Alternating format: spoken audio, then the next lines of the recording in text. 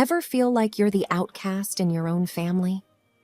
For years, that was my reality. My sister-in-law, Jessica, with her glamorous life and cutting remarks, always made sure of it. But life has a funny way of flipping the script when you least expect it. When our tech mogul Aunt Mabel passed away, her will didn't just allocate assets. It set in motion a series of events that would challenge everything I thought I knew about family, legacies, and the complex tapestry of relationships. Dive into our tale, where fortunes shift, mysteries unravel, and two adversaries are thrust into a partnership neither had foreseen. It's a reminder that family dynamics are intricate, and sometimes a single piece of paper can change everything. My name is Kylie, and this is my story. Everyone has that one person in their family who seems to delight in making everyone else miserable. For me, that was Jessica, my sister-in-law. The moment I entered the family, she seemed to have it out for me. My husband, David, warned me that Jessica was a piece of work, but I had no idea how much until I met her. At our first family gathering, I tried to reach out to Jessica and strike up a friendly conversation, hoping to make a positive impression. "So, how do you find your work in marketing?" I asked innocently. She glanced me over with a look of disdain. "How do I find it? Well, first I went to an Ivy League school, then I networked with the right people, but I suppose that's not something you'd know about."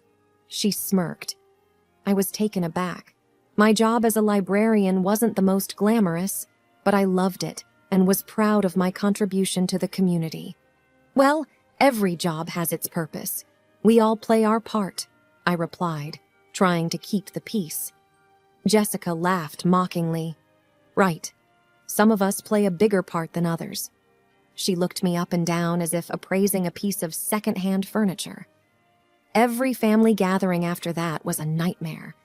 From snide remarks about my clothing to downright insulting comments about my intellect, Jessica left no stone unturned in her mission to belittle me. I often wondered why she held such a vendetta against me. David reassured me that it wasn't personal. "She's just like that," he would say, wrapping an arm around me. "Don't let her get to you." Months turned into years, and my patience with Jessica grew thin.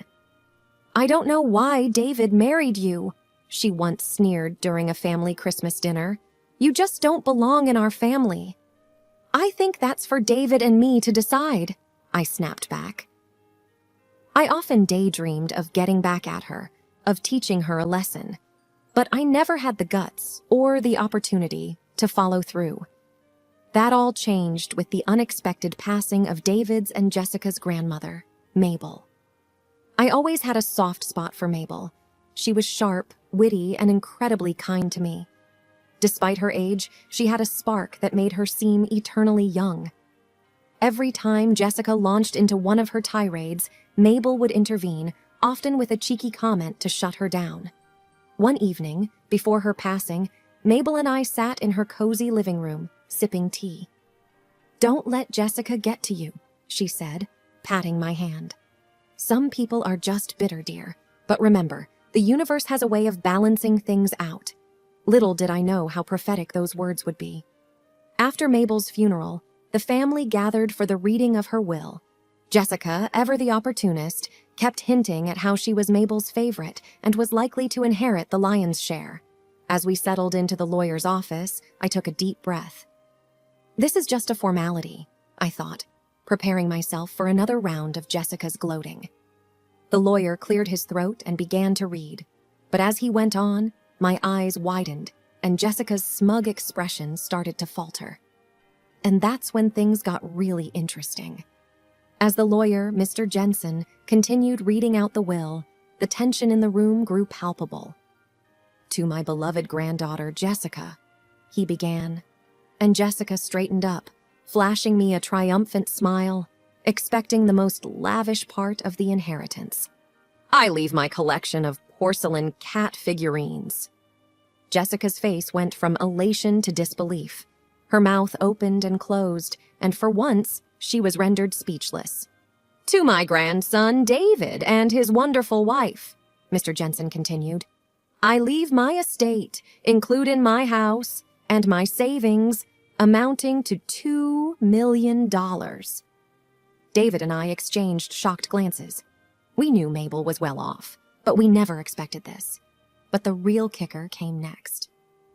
To my granddaughter-in-law, the lawyer read aloud, emphasizing each word, I leave my most prized possession, the rights to the patents and royalties of my late husband's inventions. The room went silent. Most of the family, including David, weren't aware of the extent of Mabel's husband's success. His inventions, many of which were medical devices, were still in use worldwide, bringing in significant income. Jessica's face turned a shade of red I hadn't seen before. "This has to be some sort of mistake," she blurted out.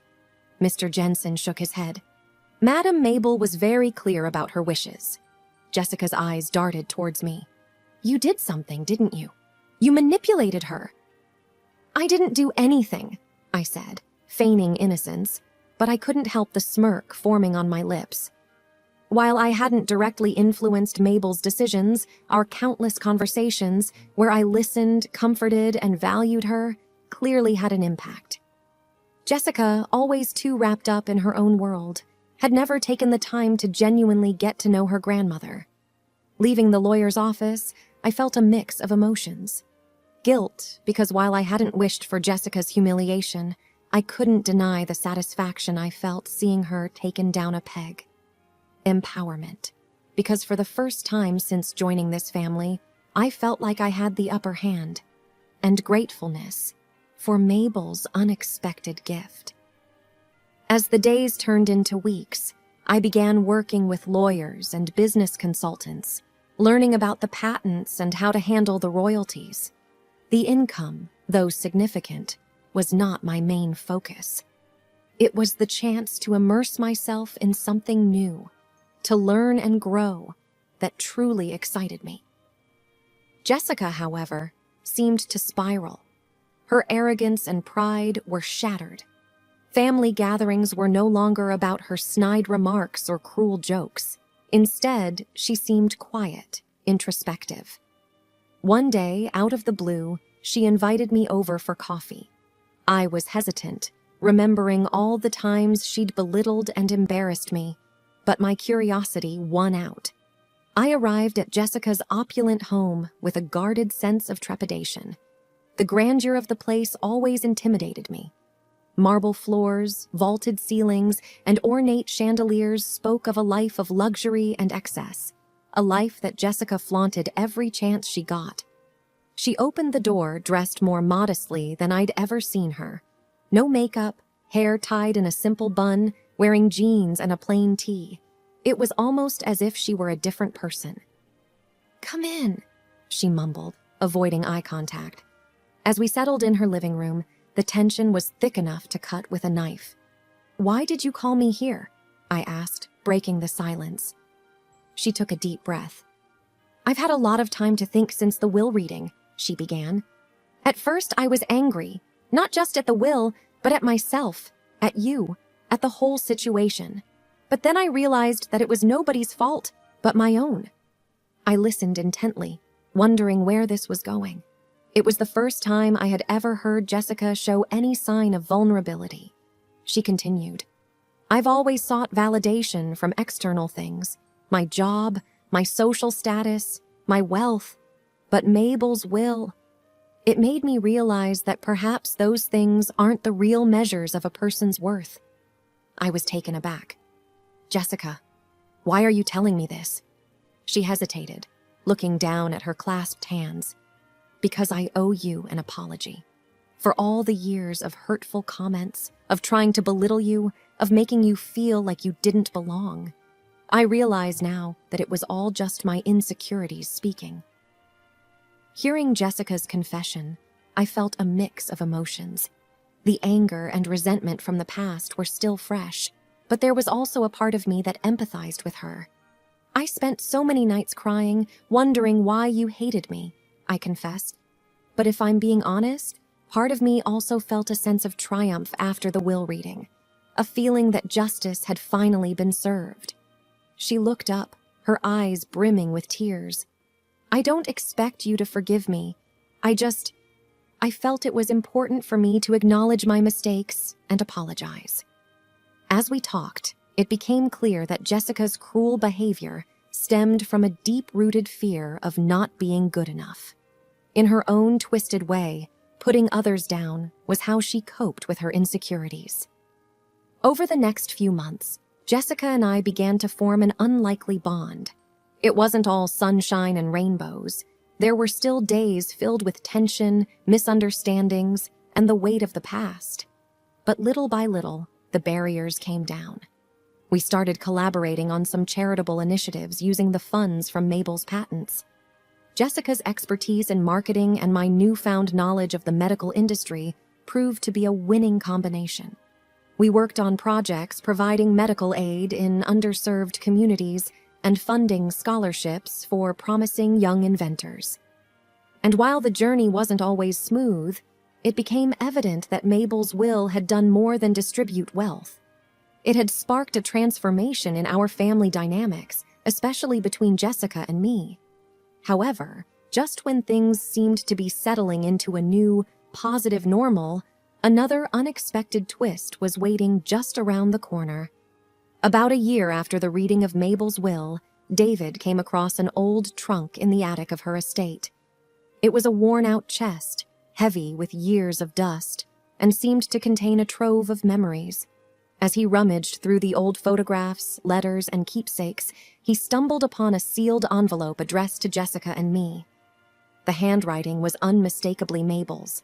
Curiosity piqued, David called both of us over. We gathered in the living room with the evening sun casting long shadows on the hardwood floor. The mood was contemplative as David handed the envelope to Jessica, who hesitated before tearing it open.